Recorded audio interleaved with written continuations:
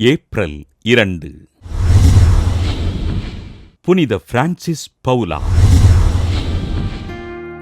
Italy நாட்டின் கலாப்ரியாவிற்கு அருகிலுள்ள பவுலா என்ற இடத்தில் கிபி 1416 ஆண்டு பிறந்தார் பிரான்சிஸ்.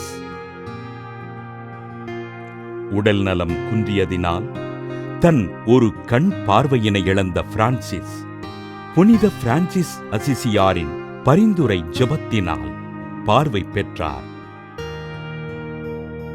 ஓராண்டு காலம் புனித பிரான்சிஸ் அசிசியாரின் துறவு மடத்தில் தங்கி துறவற ஆடை அணிந்து வாழ்ந்த பிரான்சிஸ் ஜெபம், பிறரன்பு, தன்னொடுக்க வாழ்வு போன்றவற்றில் சிறந்து விளங்கினார்.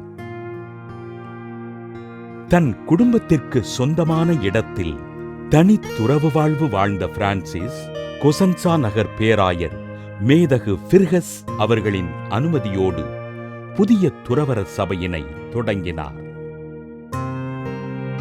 கிபி 1474 ஆண்டு திருத்தந்தை 4ஆம் சிக்துஸ் அவர்களின் அனுமதியோடு தன் சபையின் விதிமுறைகளை கட்டமைத்த பிரான்சிஸ் திருத்தந்தை 2ஆம் அலெக்சாண்டரின் அங்கீகாரத்தோடு செயல்படுத்தினார்.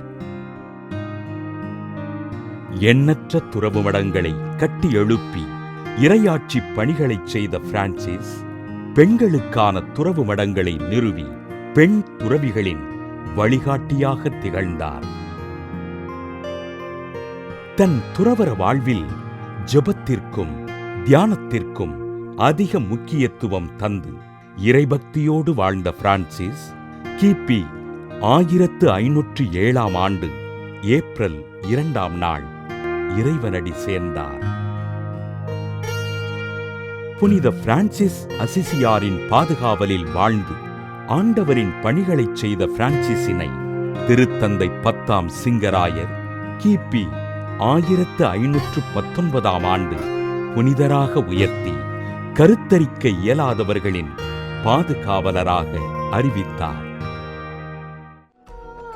புனித பிரான்சிஸ் பவுலா திருவிழாவினை கொண்டாடுகின்ற நாம் கண் பார்வையிழந்து தவிக்கின்ற குழந்தைகளுக்கு ஆண்டவர் பார்வையை அருளும்படியாக ஜெபிப்போம்.